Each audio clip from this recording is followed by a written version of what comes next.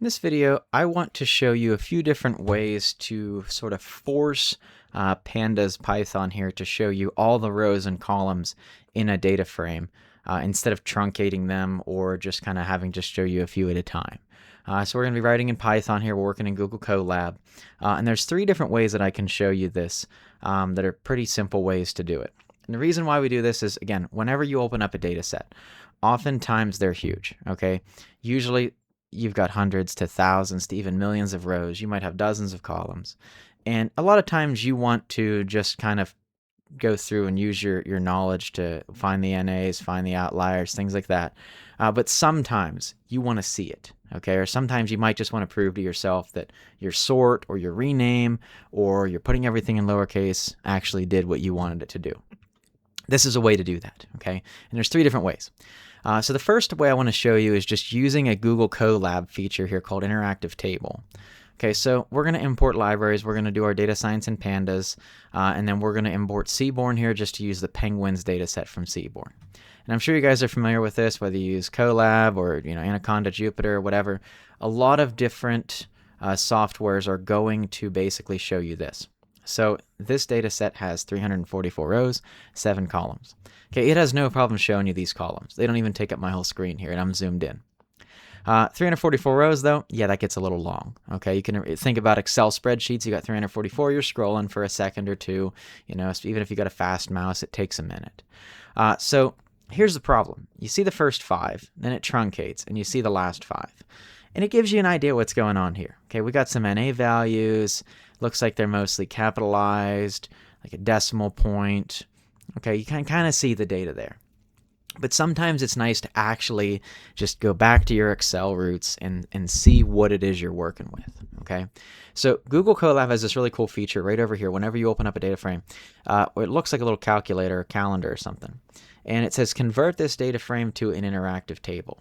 Okay, and this is a really cool little feature to do. And what you can do is you can click on this, and then it's going to just turn it all into a table like you're kind of used to seeing in Excel or something like that. But now it shows you all the entries, and it shows you everything. So you can scroll down here. You can go to the second page, third page, fourth, 12th page. You can change how many you see per page. If you want to see 50 instead of 100 or 100 or whatever, you can see it, all of it. Okay, that's one nice way to do that that's built into Google Colab. Kind of brings you back to your Excel roots, and just showing you this sort of format. Again, lets you check it out very quickly. It's honestly really, really handy. You can just pull in it just like you normally would. Oh, I want to see it. Click it. Boom, there you go. And then do your data analysis afterwards. That's one way to do it. Number 2, I want to show you how to do it for just one specific instance without using Colab. So even if you're not in Colab or any fancy software, you'll be able to do this. Okay, so what this is going to do here is this is just a little piece of code that's just going to show you the full data frame here just this one time. Okay, and that'll make a little bit more sense when I show you the global version next, but this is just one time. Okay, so we want to see all the rows and all the columns here with everything. Okay, so you can write this little blurb of code, and you just write with PD, which is our pandas, dot option underscore context. So this is a feature that's allowing you to change some of the pandas options here that are default.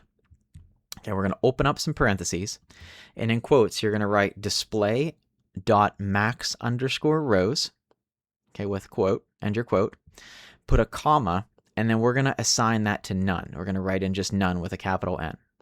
And what that's going to do is it's basically just saying display max rows. What's your maximum? There isn't one. Show them all. And then to put a comma after that, open up your quotes, display dot max columns, same underscore in between them, and your quotes, put a comma and none as well. Then what you're going to do is just put this colon, and then you can write display in parentheses, put your data set that you want to look at. Ours is the Penguins data frame.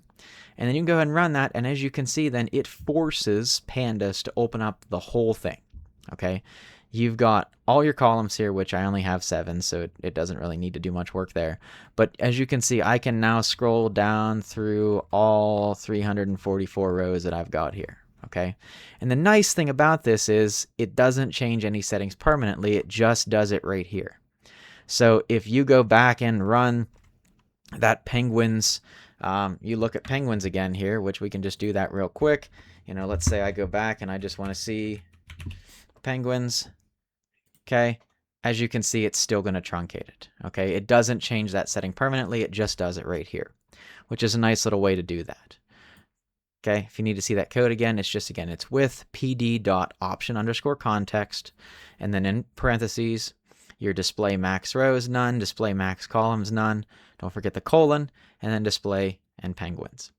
And remember that PD here stands for pandas, which is where we imported pandas as. So import pandas as PD. Okay, if you had imported this as something else, you wouldn't write PD. Okay, it's just like a little abbreviation there.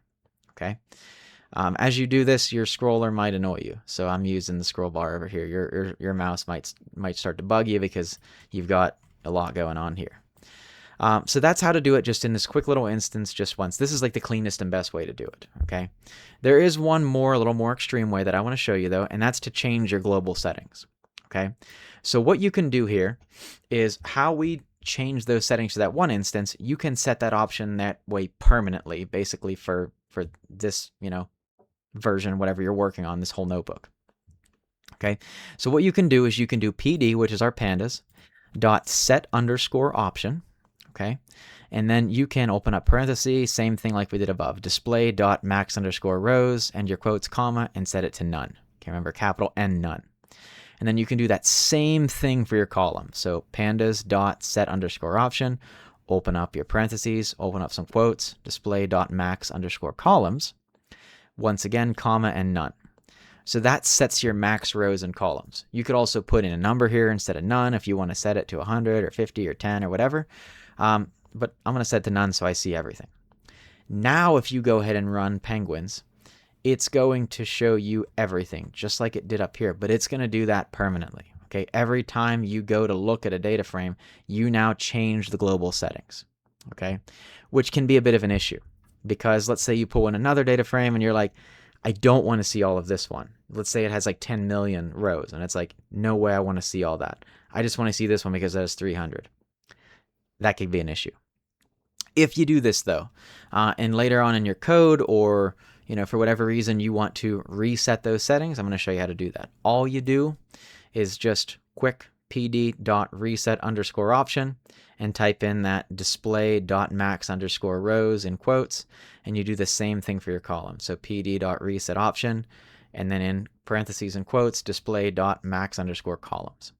Now whenever you run this, you see you're back to normal. You're back to the truncation where you have first 5, last 5, and there you go. Okay. So again, couple different ways to do this. Again, if you're in Colab, it's really nice just to click that button to get the interactive table. If you just want to do it once, a good habit is just to have this little with statement where you just kind of show you it here and it doesn't change any global settings or anything. And of course, if you want to change the global settings, maybe you do want it to show you every single time for this entire notebook. Don't ask me. I don't want to have to type in with and all that. You can change the global settings. Okay, and then remember, if you change the global settings and you don't want that anymore, you can just change them back with reset_option. Okay. Thank you all for watching. I hope you learned something here about forcing Python to show you all the rows in a data frame. I hope you have a fantastic day. Please like and subscribe for more data science videos.